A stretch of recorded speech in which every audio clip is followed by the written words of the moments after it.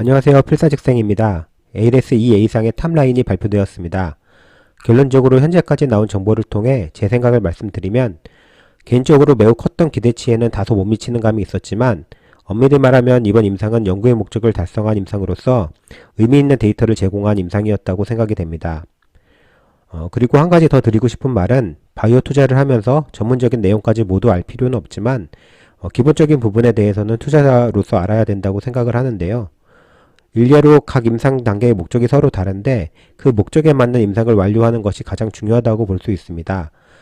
이 말이 무슨 내용인지는 지금 영상으로 말씀드리도록 하겠습니다.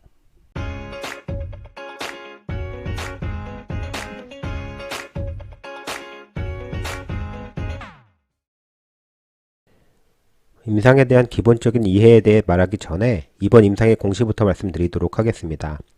한국에서 7명을 포함해 총 18명의 임상을 진행했고 이번 임상의 가장 큰 목적은 안전성을 보기 위한 임상이었습니다. 이번 임상에서 유효성 역시 보았지만 P값 도출을 위한 설계는 아니었습니다. 이 부분에 대해서는 뒤에 다시 말씀드리겠습니다. 안전성 결과를 보면 83% 환자에게서 이상 반응이 발생하였고 대부분 주사 부위의 반응으로 경미한 수준의 이상 반응이었고 중대한 이상 반응은 기관지염이 한 건이 발생하였으나 이학과는 관계가 없는 것으로 나왔습니다. 주지표가 달성하였으니 이 임상은 성공적이라고 말할 수가 있는데요. 물론 이 부분 역시 18명의 숫자로는 통계적으로 유의미한 차이를 보기 위해서 보다 많은 수의 환자가 필요할 것으로 보여집니다. 사실 공시만 봐도 충분히 이해가 가는 부분인데 뭔가 의혹이 있는 것처럼 판단하는 사람들도 있는 것 같습니다. 회사의 공지사항을 보고 더 자세히 보도록 하겠습니다. 이번 임상은 엔제시스 64mg을 2개월 간격으로 3사이클 주사를 하였고 이제까지 엔제시스 투약 중 가장 많은 용량을 투약한 임상입니다. DPN과 비교해서는 DPN 1회 대비 4배의 용량이 들어갔는데요. 이렇게 가장 많은 용량을 투여하게 되니 안전성을 먼저 확인하고 적정 용량을 파악하는 것이 상당히 중요할 수밖에 없습니다. 이번 결과를 통해 고용량 엔제시스 투약해도 안전하다는 것을 확인했기 때문에 향후 엔제시스 개발에 있어서 용량과 그런 주사 방법을 설계하는데 의미 있는 정보를 제공할 수 있다고 말할 수 있겠습니다. 이게 가장 중요한 성과라고 볼 수 있습니다. 지금 가장 말이 많이 나오는 게 유효성에 대한 언급이 왜 없느냐 이 부분입니다.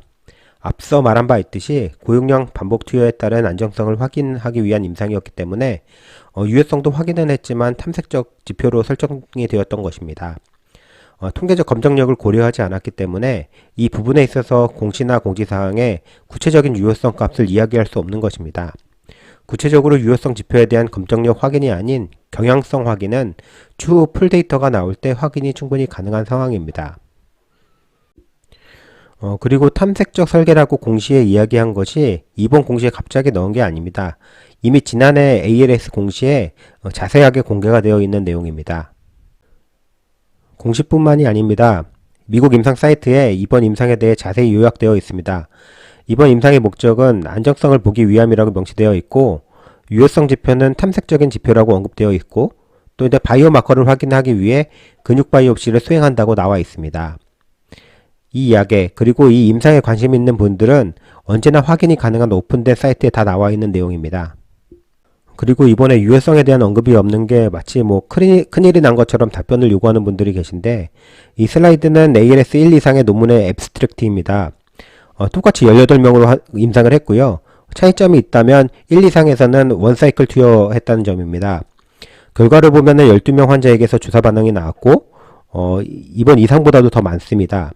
이번 공시에 있는 환자군을 통해서 한번 확인을 해보면 총 10명에서 주사 부위 반응이 나왔으니 1 이상보다는 안정성에 있어서 더 좋은 결과가 나온 거라고 볼 수 있습니다. 심각한 이상 반응을 보더라도 이번 이상에서는 한 건이 나왔으나 약과 관련이 없었고 1-이상에서는 3명이 나왔는데 이거 역시 약과는 관련이 없었습니다. 이번에 3사이클로 투약했다는 것을 감안한다면 지난 임상보다는 훨씬 좋은 결과라고 볼 수 있습니다. 그리고 유효성 관련된 부분도 1 이상에서는 유효성에 대한 언급이 좀 보이시나요? 당연히 없습니다. 연구의 목적이 유효성도 물론 봤지만 통계적 검증력을 확인을 하는데 목적이 있는 연구가 아니기 때문에 앱스트랙트에는 특별한 언급이 없는 것입니다. 물론 풀 논문 중에는 그 유효성에 대한 지표에 대한 부분도 나와 있습니다. 보통 일상은 건강한 사람들을 대상으로 약동항 자료를 수집하고 안전성을 평가하게 되고요. 이상에서는 환자들을 대상으로 안전성을 포함해 적정 용량을 확인하는 데 목적이 있습니다. 3상은 허가 임상 단계로서 대규모 환자들을 대상으로 안전성과 유효성을 확인을 하게 되는데요. 각 단계에 맞는 목적이 있고 그 목적을 달성한다면 유의미한 연구가 되는 것입니다. 물론 임상 단계에 있어서도 연구 목적이 다른 부분이 있다면 유효성도 물론 포함될 수 있습니다.